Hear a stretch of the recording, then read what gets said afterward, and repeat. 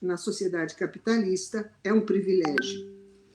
O pensamento liberal, ao separar a economia de política e tratar a cultura como algo neutro e geral, se aproveita do efeito mistificador que sofrem os conceitos no processo de mutação de seus significados e os naturaliza, submetendo-os às ideias cristalizadas de bem em si e de mal em si. Neste caso, o ideário liberal se mistura com tradições arcaicas, transmitidas de geração em geração, e que formam o cotidiano familiar e religioso.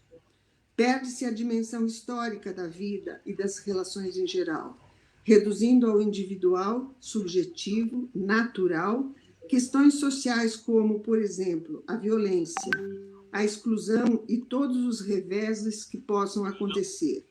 O senso comum entende a realidade a partir de oposições dualistas estáticas. Apega-se ao instituído e às mínimas garantias que este oferece, atribuindo as contradições que são sociais a um mal abstrato e não identificável materialmente. A crítica gramsciana a esta estrutura econômica, social e política permeia todos os escritos, desde 1916 até os cadernos do cárcere, mostrando como o ideário liberal oculta e mistifica a função do Estado, enquanto poder de classe, exercendo enorme influência na formação do senso comum. Esta forma de mostrar como a ideologia funciona em benefício do poder instituído, na abstração e naturalização dos conceitos, é de grande atualidade, podendo ser retomada para a crítica da dimensão ideológica no contexto da mundialização do capital. Outra questão importante se vincula à natureza do Estado moderno, e que perpassa os cadernos do cárcere. Diz Gramsci no caderno 10. O Estado é o instrumento para adequar a sociedade civil à estrutura econômica. A noção geral de Estado, lá no caderno 6, na noção geral de Estado entram elementos que também são comuns à noção de sociedade civil. Ou ainda no caderno 6, por Estado deve entender-se algo além do aparato que pueblos como el mío necesitan profesionales como ustedes que nos enseñen la palabra de una forma no hegemónica y de una forma que sea organização político-jurídica e sino de que esa es sentido como estrito. la A invitación expressão a una Estado reflexión guarda no turno de saber dar el significaria um conocimiento Estado cujas funções se limitam à tutela da ordem pública e do respeito às leis. No regime liberal, diz Gramsci no caderno 26, a direção do desenvolvimento histórico pertence às forças privadas, à sociedade civil, que é também ela Estado, ou melhor, é o próprio Estado. A separação entre sociedade política e sociedade civil é, portanto, um equívoco teórico ou uma mistificação ideológica para estabelecer um processo neutro de gestão pública. Gramsci acentua que, na realidade dos fatos, sociedade civil e Estado se identificam, de modo que toda política econômica, quer se assuma claramente ou não, é regulamentada, de caráter estatal, introduzida e mantida por via legislativa coercitiva. Isso está no caderno 13. Desta perspectiva, considero equivocado falar de Estado ampliado, como se a sociedade civil fosse apenas um adendo à sociedade política. Na verdade, ambas as instâncias se articulam e se integram, de modo que o termo correto deveria ser Estado integral.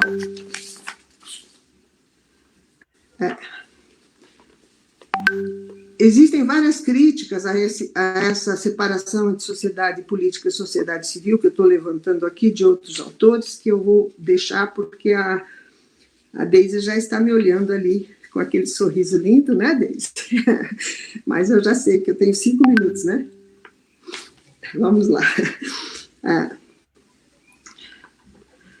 Uma outra questão que eu acho importante para a nossa reflexão sobre a política no Brasil e na América Latina é a questão da língua. A linguagem não é neutra, mas ela é política, né? Enquanto o modo de pensar dominante nos prender no seu horizonte ideológico, não teremos condições de criar o novo, de superar a subalternidade. Este assento nas dimensões da ideologia que perpassa os escritos apresenta uma atualidade espantosa. Também os termos subalterno e subalternidade podem apresentar várias significações. Em geral, são lidos do ponto de vista de classe, sendo subalternas as classes que aderem ao projeto político dominante, podendo ser as classes trabalhadoras ou as classes médias. O assumir uma posição determinista em relação à filosofia da praxis pode revelar o caráter subalterno de determinados estratos sociais. A falta de organização e de unidade torna os subalternos politicamente impotentes, incapazes de darem uma expressão unificada às suas aspirações e necessidades. O que caracteriza a subalternidade é a fragmentação, a falta de uma compreensão de totalidade, que se conquista com autonomia intelectual e política no processo de luta de classes. Mas o termo também pode se referir a sujeitos individuais. Subalterno é, por exemplo, o sujeito que não tem uma consciência crítica e não consegue perceber as contradições vividas no seu cotidiano, refletindo dentro do horizonte ideológico dominante. São subalternos os marginalizados da história, os permanentemente excluídos. Pode-se pensar ainda a subalternidade entre estados, no caso da hegemonia norte-americana, e as tentativas de domínio na América Latina. Somos subalternos em função da política que estamos vivendo hoje, em função do neofascismo que se implanta na América Latina. Então, esses conceitos de Gramsci, eles são de uma atualidade espantosa e nos ajudam a entender a nossa realidade. A Daisy está me olhando com aquele arzinho. Então, eu agradeço, agradeço a paciência. Pode ficar à vontade, Anita. Por prestarem atenção nas minhas palavras, né? E fico à disposição de vocês. Muito obrigada, Anita, pelas importantes ponderações, pela excelente reflexão aí que demarca o quanto, né, que essa produção gramsciana que surge como reflexão em resposta à crise, né, sobre crise, nos instiga a fazer o mesmo e atentando aí que não há leitura purista, que toda leitura é apropriação e resgatando a necessária articulação entre teoria e prática que substancializa-se, né, na política. Bom, e agora eu queria passar a palavra, né, para o nosso próximo convidado, Miguel Ángel Herrera, que é professor associado e pesquisador há mais de 30 anos aí, da área do direito, advogado formado pela Universidade Livre, com especialização em direito público e em direito processual pela Universidade do Rosário, é mestre em ciência política pela Universidade Nacional Autônoma do México, terminou aí os estudos de doutorado em ciência política pela Universidade de Nova York e pela Universidade Nacional da Colômbia. Atualmente diretor do grupo de pesquisa Presidencialismo e Participação em Ciência Política na Universidade Nacional, que está criado aí desde 99, é responsável pelas disciplinas de graduação em Ciência Política, Cultura Política, né, oferece em grupo de pesquisa eletivo Antônio Gramsci, Subalternidade, Autonomia e Hegemonia. Né, suas pesquisas se enquadram aí no estudo dos sistemas políticos, o regime presidencial colombiano, a participação política e políticas públicas de administração. Companheiro no grupo gestor aí da Rede Latino-Americana e Caribenha de Estudos Gramscianos.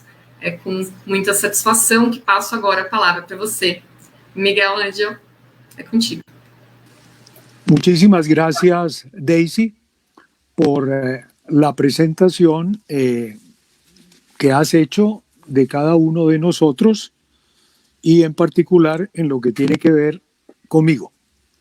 Y reconocimientos especiales a esta propuesta de la escuela taller que sin duda aspiramos a que pueda realizarse en abril del 2022 y de lo cual este ejercicio y otros anteriores son antesala. En tercer lugar, quiero decirle a las compañeras y compañeros de esta reunión a propósito del por qué, el cómo y como lo ha destacado Osvaldo, el para qué Gramsci en América Latina y en nuestros países coincide con la circunstancia que nos encontramos en Bogotá, en la Facultad de Derecho y Ciencias Políticas, en desarrollo de la 17ª versión del Seminario Internacional Gramsci que hemos estado desarrollando desde el año 2008 hasta la fecha. Y en esta oportunidad, el nombre que le hemos dado transversal al conjunto de las deliberaciones prácticas de los 4 días se titula Desenlace de la crisis hegemónica, para tocar a Colombia y cuando menos a ese laboratorio suramericano y centroamericano que tenemos a la vista. En cuarto lugar, hoy precisamente estamos en el último día del ejercicio del 17º Seminario Gramsci y apartes precisamente de este conversatorio propuesto por la Red Latinoamericana y Caribeña, es parte del enlace que permite que se esté escuchando también por los partícipes de nuestras deliberaciones aquí en Colombia. Dicho esto, me parece importante entrar en materia en el siguiente sentido. Gramsci ha sido objeto esquemáticamente, cuando menos, de 3 lecturas. Una lectura filológica, una lectura política y yo diría que hay una tercera fórmula híbrida que combina en paralelo y simultánea lo filológico y lo político. En lo que tiene que ver conmigo y con la experiencia que hemos animado, arranca de una aproximación política a la vida y la obra de Gramsci en el tiempo en que era yo un joven de izquierda que hacía la experiencia de militar en los comienzos de los años 70 en una agrupación llamada Unión Revolucionaria Socialista. En ese escenario, la lectura de Gramsci tocó de manera directa con una condición particular que era el franco deterioro de una fórmula bipartidista llamada Frente Nacional que había buscado ponerle orden a las bestialidades de la violencia en Colombia. Los interesados en la sociología conocen de Orlando Falsborda y uno de esos trabajos precisamente fue titulado en 2 volúmenes La violencia en Colombia. Ese tiempo, en términos políticos, lo categorizábamos como una dictadura civil porque se dio el robo electoral de un triunfo de un exgeneral que había hecho el proceso de pacificación, Gustavo Rojas Pinilla, y se presentó a competir con un elenco bipartidista en las elecciones de abril del año 1970.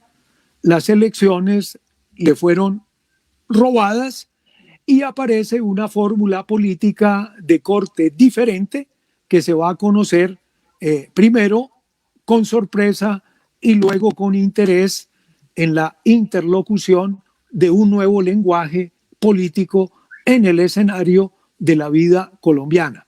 Esa organización guerrillera de asiento urbano fue el movimiento 19 de abril, la fecha en que específicamente se produjo el robo de las elecciones. Pero ese movimiento 19 de abril significa, en términos de ese escenario de dictadura civil, una apertura a una política distinta a la que, en términos marxistas, se desarrollaba en los escenarios clásicos del hacer político en Colombia y en diferentes partes de América Latina. En esa medida guardaba con grandes diferencias sintonías relativas con lo que, por ejemplo, pasaba en la experiencia chilena de la Unidad Popular, y en esa medida los fracasos y éxitos de ese recorrido tocaron también la lectura gramsciana en el escenario colombiano de los años 70. Ahí vivíamos una experiencia de exclusión política en términos de la oposición legal y la oposición armada. Ese tiempo es el tiempo de una crisis de representación para ubicar entonces que la lectura política que hacemos y filológica de Gramsci ubica a Colombia en un escenario de crisis orgánica en los años 40 del siglo XX.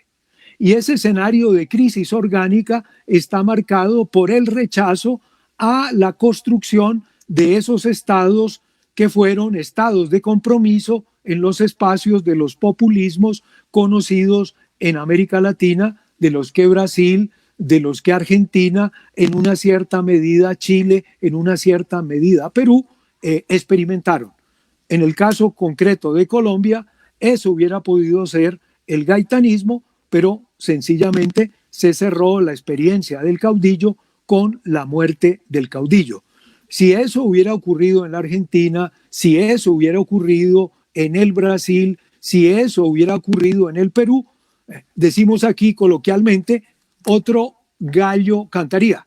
Pero en el caso colombiano, la ruta fue la del magnicidio, y en esa medida, entonces, la experiencia de una oposición política que armoniza una suerte de desarrollo capitalista con una participación de los sectores organizados, de los obreros o de los obreros y los funcionarios de las ramas del poder público, no ocurrió en el caso concreto de Colombia hasta el día de hoy.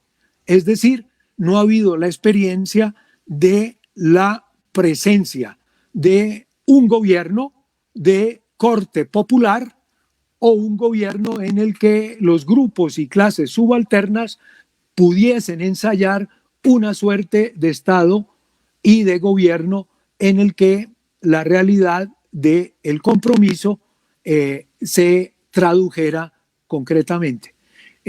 A hoy, es decir, en el escenario actual de Colombia, uno podría decir que luego de la crisis de representación vivimos una crisis de legitimidad, es decir, una crisis del modelo weberiano de la dominación legítima, cuando en principio, les comentaba, se da la irrupción del movimiento 19 de abril y se afirma legal y en forma precisamente de lucha armada una propuesta que ya no toca solamente el escenario clásico rural de la lucha guerrillera, sino que también toma cuerpo en espacios urbanos de las grandes ciudades y junto a el M-19.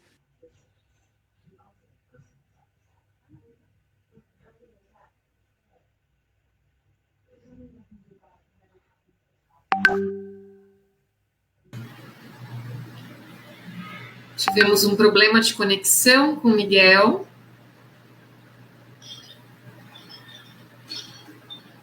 Miguel, nos escuta?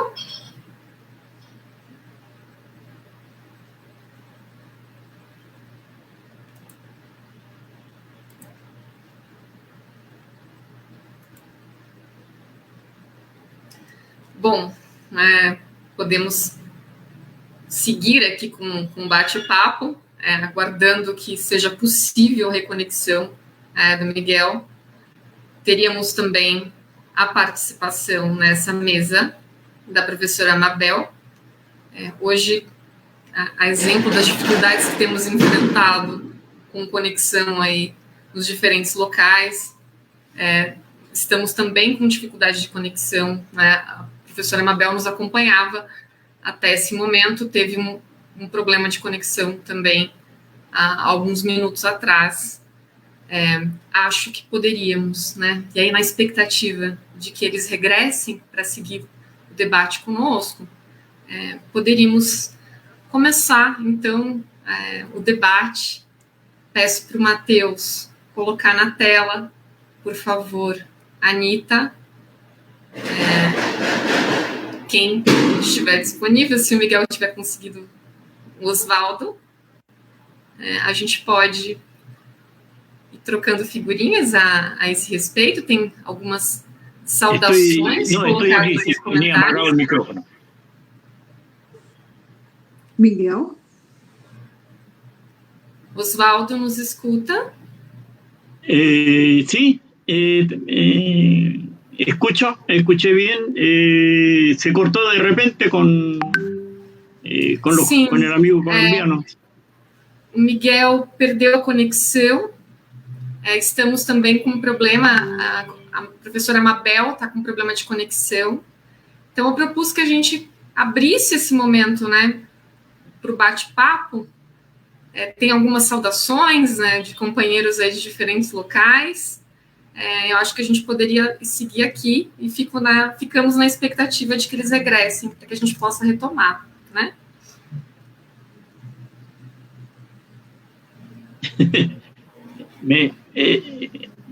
Te refere a mim, não? Não temos propriamente questões ainda nesse momento, né? Temos mais saudações aqui, cumprimentos. Acho que de repente, a professora Anita poderia retomar pontos da sua fala que não foram possíveis serem explanados dentro do tempo, né? Nós estávamos preocupados para garantir um tempo igual para todos os expositores e que a gente tivesse um momento de bate-papo, mas acho que agora seria uma oportunidade, então, se fosse possível retomar, enquanto aguardamos, né, esse retorno e também, aí, quem tiver, fica o convite para o debate. Miguel? Ok. Sí, ¿Nos escuta, Miguel? Ay, sí, qué bom. Escucho perfectamente y lamento que se haya producido ese corte. Estaba entonces precisamente haciendo ese comentario para llegar a un punto concreto, y es, en términos de ese recorrido político, a pensar en el caso concreto de Colombia la problemática de la crisis de hegemonía. Es decir, ya no estamos hablando de una crisis de representación, ya no estamos hablando de una crisis de legitimidad, sino que estamos reconociendo que en el marco epocal de una larga duración, de una crisis orgánica, vivimos la experiencia de una crisis de hegemonía, que se tradujo en el escenario de convocar a una asamblea constituyente donde se hizo presente una fuerza de oposición, una tercera fuerza que se enfrentó al bipartidismo. Pero esa fuerza que se enfrentó con el bipartidismo, que fue la Alianza Democrática M19, equivocó el modo de enfrentar dos hechos específicos. Por una parte, la experiencia de la lucha armada, de la insurgencia subalterna, que mayoritariamente no había aceptado el formato que le imponía el bipartidismo liberal conservador a la constituyente, y por el otro lado, la experiencia del hacer en el marco de la sociedad civil colombiana, que tenía que ver con, por una parte, quién gobernaba y, en esos términos, cuál era el lugar que le cabía a esa tercera fuerza en el poder legislativo.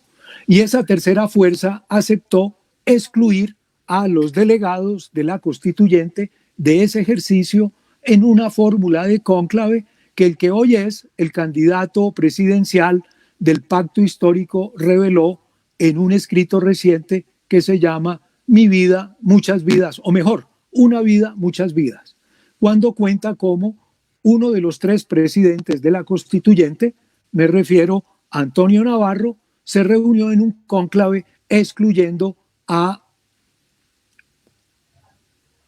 el interlocutor que era Álvaro Gómez Hurtado, y sin consultar a las bases de la Alianza Democrática M19. Es decir, fue la experiencia de un ejercicio equivocado por parte de los grupos y clases subalternas, lo que significó que precisamente se dieran los fenómenos del transformismo, los fenómenos de la liquidación de esos liderazgos y, por otra parte, la experiencia de la cooptación. Ese recorrido no acabó con la crisis de hegemonía porque existía la experiencia de la insurgencia subalterna y en los años 90 esa lucha se hace más intensa en los años 90 y el proceso de descrédito y de derrumbe del orden bipartidista hace que se acuda necesariamente más a la fórmula de la coerción y de la violencia, y en esa confrontación se llega al escenario de los procesos de paz. Al llegar al escenario de los procesos de paz, el interlocutor válido en ese momento es la insurgencia armada de las FARC-EP, que piensa que está haciendo un tránsito de la guerra de movimientos en un sentido clásico a la guerra de posiciones en el sentido clausewviano del término, y no que se asistía a una guerra de posiciones política, y en esos términos, de nuevo, la experiencia de la Revolución Democrática vive una interrupción y por esa vía un recrudecimiento de la guerra, experiencia que conducirá prácticamente hasta el año 2016 del recorrido de Colombia, cuando un nuevo presidente, que había sido el ministro de Defensa de las dos experiencias principales que tocan, la primera con el hecho de la guerra que desencadena Álvaro Uribe Vélez en su primer gobierno, y en el segundo gobierno el desempeño como ministro de Defensa de Juan Manuel Santos, que luego será nuestro primer premio Nobel de Paz en Colombia. Ese recorrido, en términos filológicos, nos coloca en la experiencia del grupo Presidencialismo y Participación, después de haber hecho el ejercicio de estudiar a Gramsci y la crisis de hegemonía, después de haber estudiado a Gramsci y el pensamiento de ruptura, para hacer un parteaguas con la ciencia política corriente y proponer una refundación de la ciencia política como ciencia de la democracia subalterna, es decir, una lectura del lenguaje de la ciencia política emulando con el proceso de la propuesta gramsciana de los cuadernos de la cárcel, leyendo en ciencia política esos lenguajes científicos y filosóficos, avanzamos en una lectura de los cuadernos de la cárcel que propone que Gramsci ha elaborado una lectura de sus borradores en clave de la forma intelectual. Es decir, que haciendo una reflexión sobre la problemática de los cuadernos de la cárcel, Gramsci completa el recorrido de la obra de Marx. Si Marx hizo la indagación a partir de la forma mercancía, del modo como funcionan las condiciones de producción de la sociedad moderna burguesa, a Gramsci le toca en la derrota la tarea de pensar el modo como se producen y se reproducen las condiciones de existencia en una formación social burguesa dependiente en las condiciones de Italia y dependiente y periférica en las condiciones de Colombia. Así que nosotros centramos la atención de la lectura de los cuadernos filológicamente con esa hipótesis-tesis que Gramsci desarrolla desde una perspectiva materialista la forma intelectual. Y en esa medida nos planteamos el problema de la catarsis, es decir, de cómo es que surge el movimiento, el nuevo príncipe, y cuál es esa intelectualidad orgánica que en condiciones de pluralidad lo hace posible. Por eso nuestro último trabajo del grupo de investigación lo muestro aquí, en particular tiene el título que ustedes alcanzan a ver y que yo me permito leer. Las FARC-EP en la coyuntura estratégica de la paz negociada 2010-2017. Un acercamiento a su lenguaje político subalterno, que es una manera de leer materialistamente la propuesta del lenguaje, de los lenguajes, y distinguirla del discurso. Es decir, es una toma de posición y una suerte de ruptura con la propuesta de Chantal Mouffe y de Ernesto Laclau, que seguía todavía de un cierto modo presa de las lógicas del estructuralismo y el postestructuralismo en el sentido que lo desarrollan Laclau y Mouffe. Nosotros hacemos una distinción entre discurso y lenguaje y exploramos de qué manera es que se transforma o no el lenguaje político de los subalternos y por qué fracasa y por qué triunfa en un cierto sentido la experiencia de la insurgencia subalterna de las FARC-EP. Y desde entonces estamos desarrollando, hace ya 5 años, una propuesta de escuela autónoma subalterna. Es decir, de qué manera impulsamos los procesos de reforma intelectual y moral y desarrollamos ese proceso de desenlace de la crisis de hegemonía en el ámbito de la sociedad civil. Y a diferencia de la colega Anita, nosotros suscribimos esa categoría de Estado ampliado o Estado integral en la medida en que supone la incorporación de esas novedades que están marcadas por una nueva hegemonía económica, que es esa que se desarrolla cuando el patrón de civilidad o de civilización está marcada por el dinero y por la construcción de ese homo economicus que tiene que ser, por supuesto, transformado, subvertido y roto. Es lo que no ha sido posible desarrollarse en la experiencia de los gobiernos progresistas y que en concreto entraña un desafío para que ese ejercicio de la hegemonía integral se enfrente en últimas con la problemática de la hegemonía económica. Pero para eso es fundamental indagar sobre las diferentes formas organizativas que se han revelado en el rico espacio de Colombia entre los años 2018 y 2021, como ha ocurrido en otros lugares de América, como por ejemplo el caso específico de Chile, donde no están en presencia aún de una constituyente, sino de una experiencia de asamblea constitucional con los resultados promisorios que notamos en la figura de ese bloque que lidera en este momento la propuesta de Boric, alguien formado en las canteras de la discusión con Gramsci y los ejercicios de la autonomía. Para nosotros, en el caso concreto de Colombia, 2021 es el momento del estallido social, dicen algunos. Para nosotros, la experiencia de retoma de la revolución democrática con la incorporación de los pobres, las mujeres, los jóvenes y las minorías, que han hecho una suerte de preliminar asalto al cielo en los espacios de las ciudades, y en este momento estamos ante la expectativa de si el bloque de la paz, enfrentado con el bloque de la guerra, encuentra una fórmula de transición en eso que es el pacto histórico, que es una suerte de avenida para construir un bloque histórico alternativo. Muchísimas gracias por la atención, el interés, y lamento que se haya producido ese corte en medio de este recorrido. Muito obrigada, Miguel, pelas ponderações, reflexões e por compartilhar essa experiência concreta tão potente. Bom, podemos seguir aqui com o nosso bate-papo. Tivemos, nesse meio tempo, a recomposição na sala da Mabel, mas, infelizmente, ela caiu novamente enquanto o Miguel terminava a sua exposição.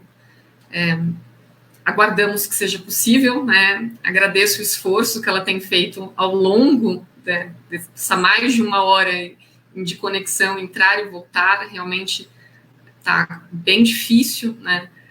essa questão da conexão no local em que ela está hoje. Peço, então, para o Matheus para nos colocar na tela. Podemos seguir um pouco, trocando, batendo uma bolinha, né, com os nossos companheiros e ouvintes. E caso vocês, né, queiram, né, tecer algumas considerações que não foram possíveis no tempo de fala, né, temos uma questão, né, direcionada aqui para a Anita, se poderia desenvolver um pouco mais, né, essa questão do conceito de Estado integral, né, e de Estado ampliado, questão colocada pelo nosso companheiro aí, Javier Balsa.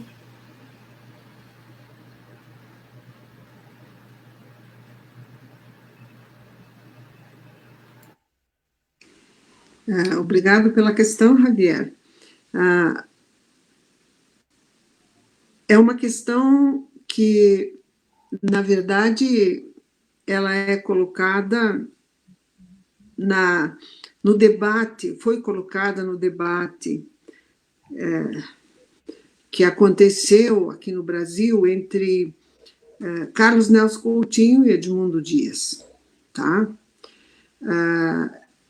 Edmundo Dias, ele mostra no livro Revolução Passiva e Modo de Vida, que foi o último livro que ele publicou em 2012, né? Ele faleceu no finalzinho de 2012. Nesse livro ele diz, né, que a separação entre sociedade política e sociedade civil, né, como é feita em algumas leituras, ela torna a sociedade civil um mero adendo à sociedade política. Né? E, nesse sentido, não se tem a compreensão do Estado na perspectiva do Gramsci. Né? E se volta a uma leitura que pode ter uma influência liberal, inclusive, né? Sociedade política separada de sociedade civil. Ou a sociedade civil como um adendo, um acréscimo à sociedade política. O Edmundo, ele dizia que esse tipo de leitura não só não é gramsciana, como é anti-gramsciana, né? Porque o Edmundo, ele retomava a leitura do Gramsci da fase da militância política, mostrando como essa leitura ela reaparece, ela realimenta os cadernos do cárcere, né? Os cadernos do cárcere como uma discussão do Gramsci, uma reflexão do Gramsci sobre o porquê do fracasso da Revolução Socialista na Europa, né? Então, o ponto, se nós pensarmos na sociedade civil, nas suas funções, no seu funcionamento, né, em geral, nós percebemos que existe uma articulação muito grande entre a sociedade política e a sociedade civil. Elas se articulam e se completam, e isso que dá a forma do Estado. Né? Porque, na verdade, como funciona a sociedade política que nós chamamos comumente de Estado, né? ou como funciona uma estrutura de governo? Né?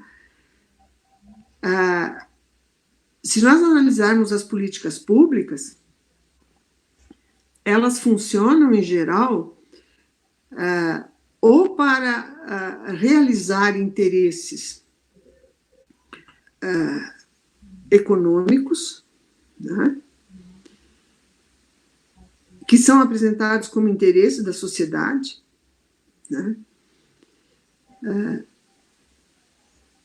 ou para em linhas gerais, né, as políticas públicas sociais, né, elas, na verdade, elas funcionam como mecanismos de adequação, de adaptação, né, de satisfazer alguns interesses das classes populares, no sentido de trazê-las para o contexto, né? Por exemplo, no governo Lula, né, nós tivemos muitas políticas sociais e que tiraram o Brasil do mapa da fome, que se retoma hoje, né? Mas em que sentido funcionaram essas políticas sociais? Elas funcionaram também, né? Ou seja, elas tiraram as classes populares de uma situação de miséria, mas funcionaram também para alimentar o movimento da economia capitalista no Brasil, tá? Ou seja, os benefícios econômicos que a classe popular adquiriu, eles revertem para o mercado, eles revertem para o consumo, eles revertem para a produção, tá? Hoje se faz uma leitura, por exemplo, de como, né, se nós olharmos, por exemplo, as políticas públicas educacionais, tá?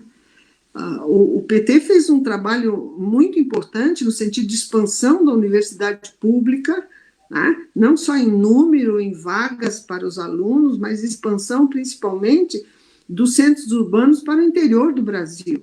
E isso foi muito importante, né? Mas existem dados que mostram que, à medida que o governo investiu em políticas públicas para o desenvolvimento e a ampliação da universidade pública, o investimento de recursos públicos que foi feito no setor privado por meio do FIES e do ProUni foi muito maior, tá? Então, são mecanismos que se combinam para satisfazer interesses que são, em geral, para o desenvolvimento do capital, mesmo as políticas sociais, tá? Então, nesse sentido, tá,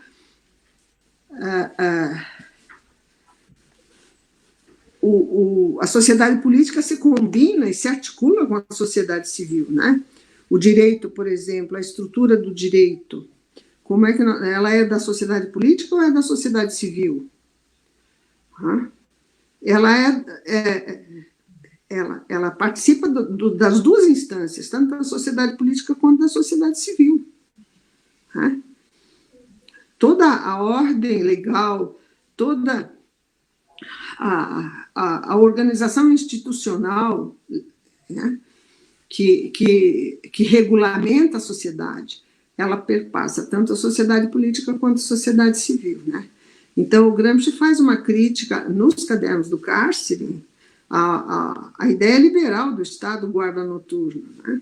O Estado, ele não é apenas guardião da ordem, ele interfere na vida da sociedade, né? E interfere, hoje se vê principalmente no campo ideológico, né? Todo aqui no Brasil, por exemplo, eu não sei na Argentina, mas aqui no Brasil, por exemplo, a propaganda Pátria Amada Brasil do Bolsonaro, que usa de recurso público para fazer essa propaganda nos meios de comunicação de massa, tá? É um processo ideológico de sustentação de uma estrutura de poder, de uma política, tá?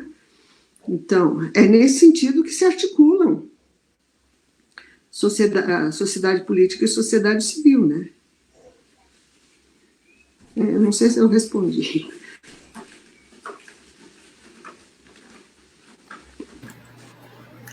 Muito obrigada, Anita.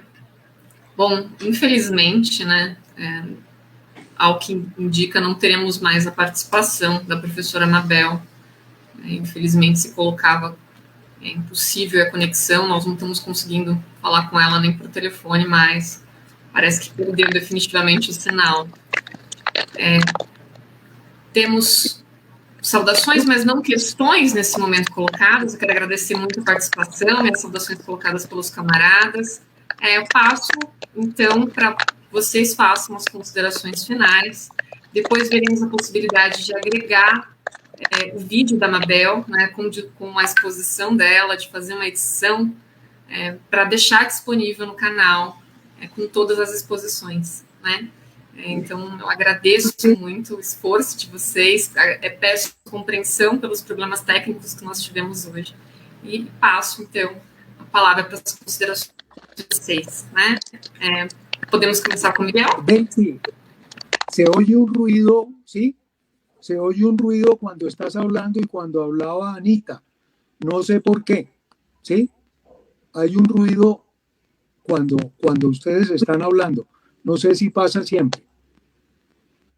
É um ruído, sim.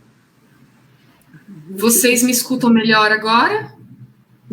Sim.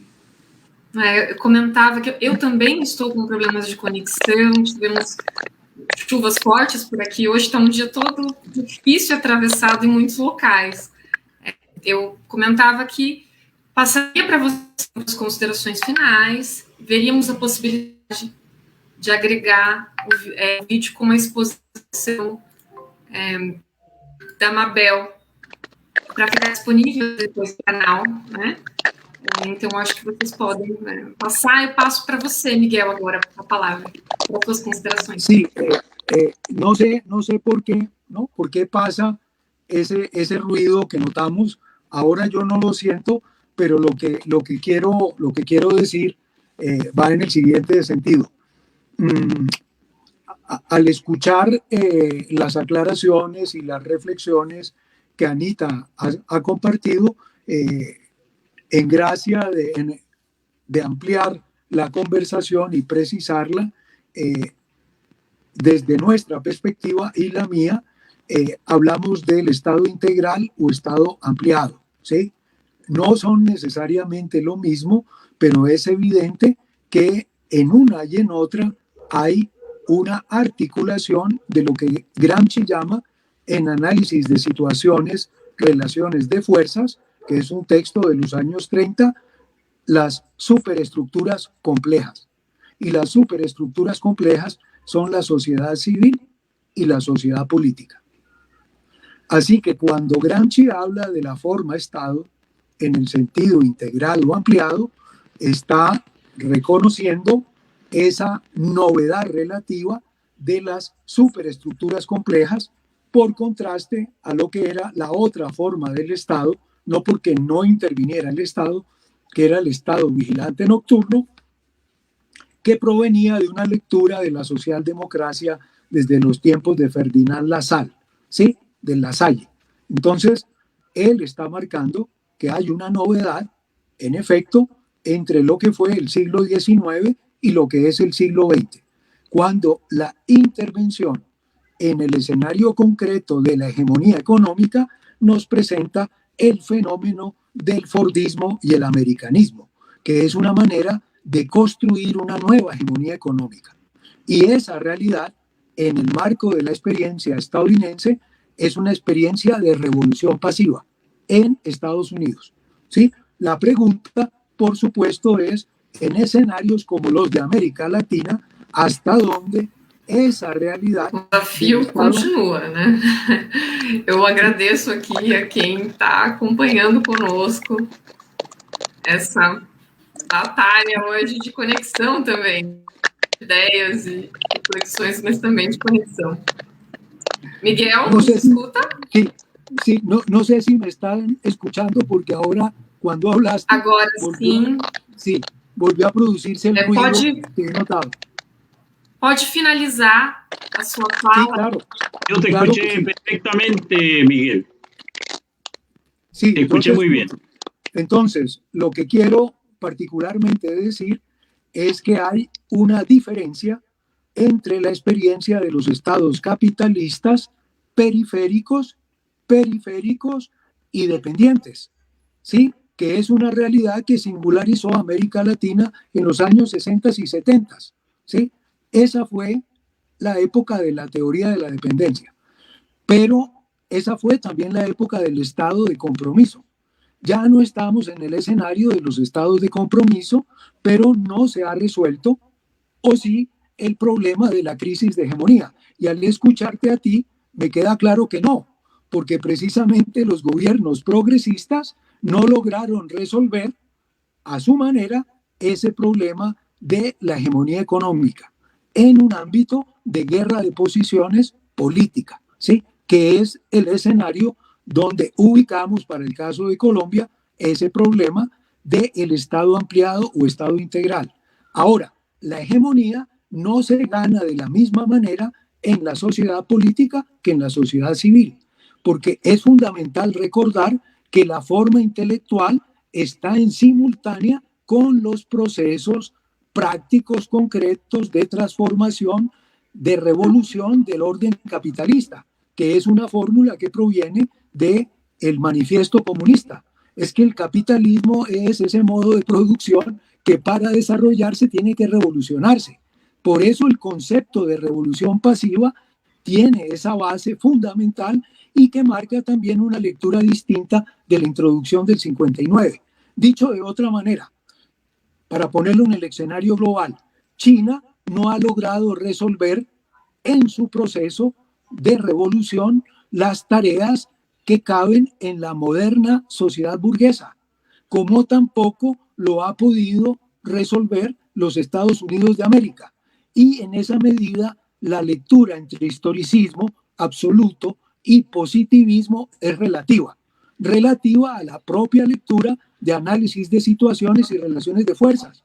Para recordarlo con Gramsci, es que si se hace una lectura del Brasil hoy sobre cuál es el estado de la industria, cuál es el estado del trabajo inmaterial, cuál es el estado del trabajo material, se puede hacer estadísticamente esa lectura. Lo que no puede hacerse es la dinámica de esa catarsis y cómo se revela en la intelectualidad de los grupos y clases subalternas. Así que por eso hay una crisis en la intelectualidad de América Latina en el sentido de cómo dirigen los grupos y clases subalternas ese proceso de hacerse gobierno y por qué no se hacen Estado.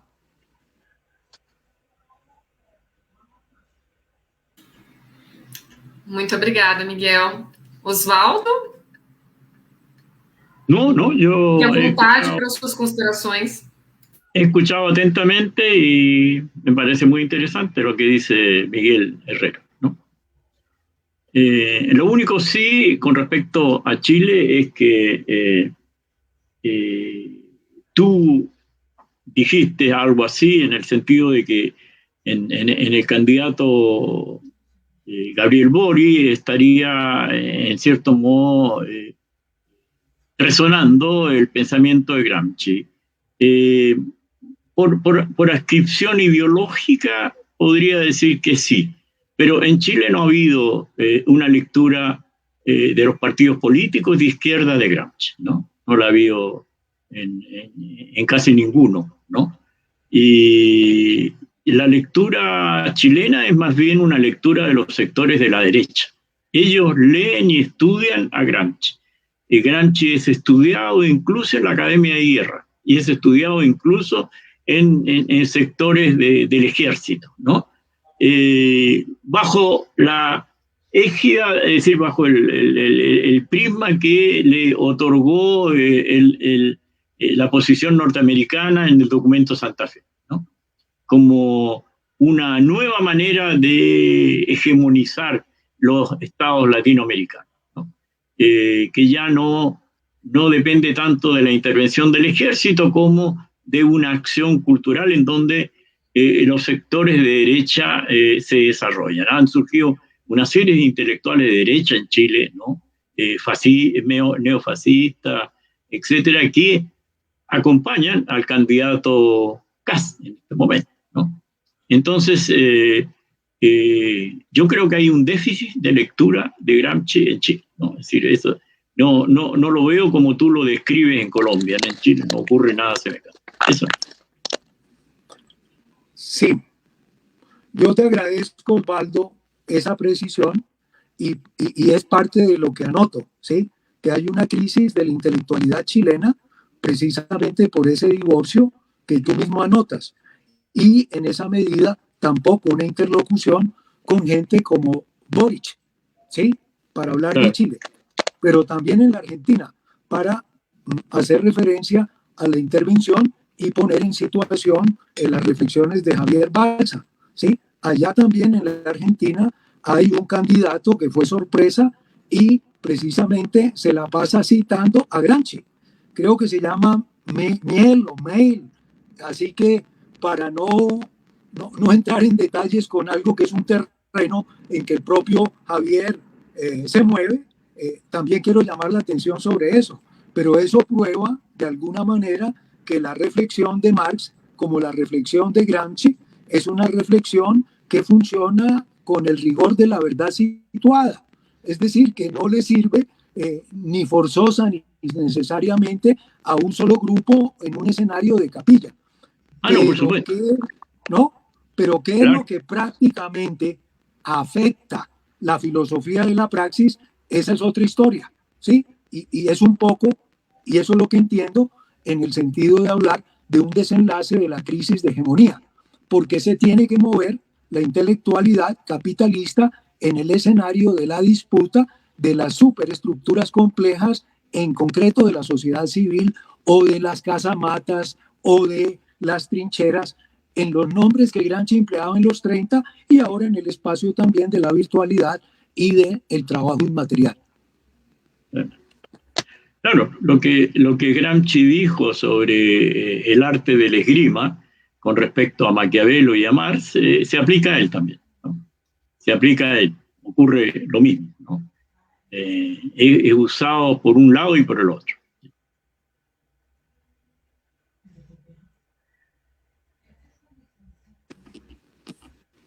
Pero lo que pasa, Anita, lo que pasa, Osvaldo, lo que pasa, Javier, es que nos toca reconocer cuáles son las nuevas formas organizativas de los grupos y clases subalternas. Ese fue el punto de partida de Gramsci con la experiencia de Turín, ¿sí? Cuando reconoció en los consejos de fábrica una manera de organizarse, una forma de proyectarse en el escenario de la hegemonía económica. Yo me preguntaría y le preguntaría también a los compañeros dónde está esa novedad en los espacios de América Latina que permitan de alguna manera, ¿no?, entender eso que es el materialismo activo o la experiencia de la filosofía de la praxis, en eso que tú, Osvaldo, llamabas, ¿no? La otra lectura de Feuerbach en las tesis de Marx, como hay también la otra lectura de la introducción del 59. Pero ambas están ahí y en efecto son parte integral de una lectura de Gramsci con el interés de proyectar ese proceso en escenarios históricamente distintos al de Marx.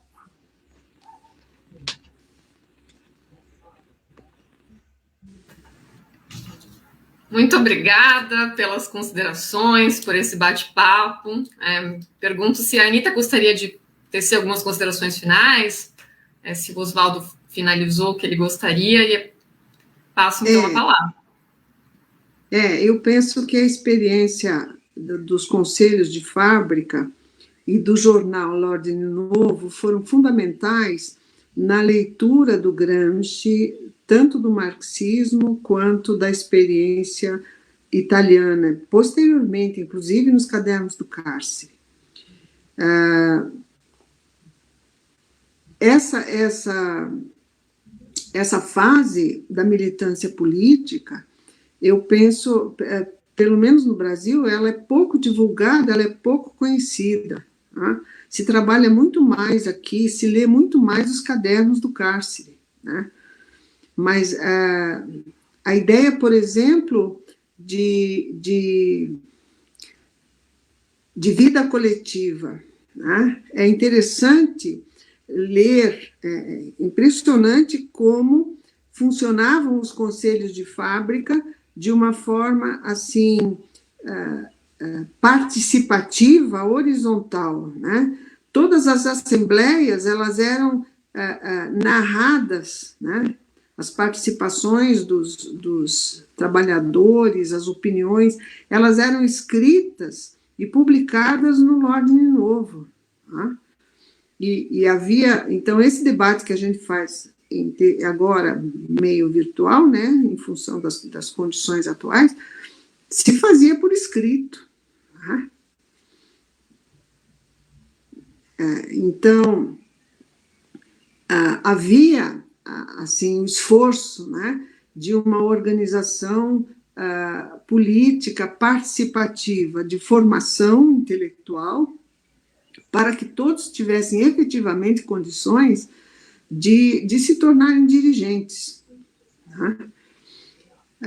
Essa experiência foi muito importante. Né? Na atualidade, no Brasil, eu vi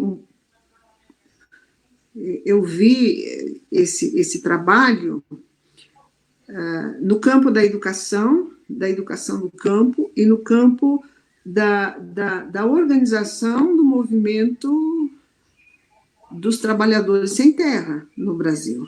Tá? O esforço de uma organização, tá?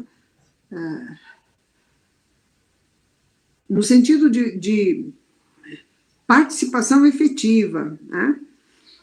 E de autonomia intelectual. Né? Todo o processo de educação dentro do MST, eu vejo que ele se desenvolveu dessa forma. Né? Mas tudo isso é pouco divulgado e pouco estudado também. Né? Buscando outras bases que não são só o Gramsci, né? Mas o Paulo Freire, o Pistrac, inclusive, né? Para pensar a questão da educação e assim por diante. É isso, Deise. Eu penso que tem um tema aí que ficou no ar, que poderia ser um tema de um próximo evento, né? É muito bom quando questões ficam, né? Para a gente seguir aí. Que é a relação entre política e filologia. Eu vi que os dois companheiros aí, eles tendem muito para o lado da filologia, né? E eu penso que a filologia é apenas um instrumento de interpretação. Na verdade, a riqueza do texto do Gramsci é o primado da política. Com certeza. Eu agradeço enormemente a participação de vocês, a paciência, né, e de todos aqueles que nos acompanham, em nome da comissão, né, coordenadora da oficina Escola Latino-Americana de Estudos Gramscianos. Quero agradecer demais e me desculpar por problemáticas que aconteceram nessa conexão, também comigo, né, e agradecer muito mesmo essas reflexões partilhadas, inclusive de experiências, né, concretas que marcam a fecundidade do pensamento do Gramsci, né, que pela agudeza que traz aí, nos provoca constantemente em reflexões que tragam respostas coletivamente organizadas para os problemas dos nossos territórios, né, o desafio imenso coletivo, a tarefa que a gente não pode se furtar é essa, que a gente possa seguir operantes e ativos, né, por respostas a esse mundo grande e terrível. Muito obrigada, boa noite a todas e todos, forte abraço. Tchau. Tchau.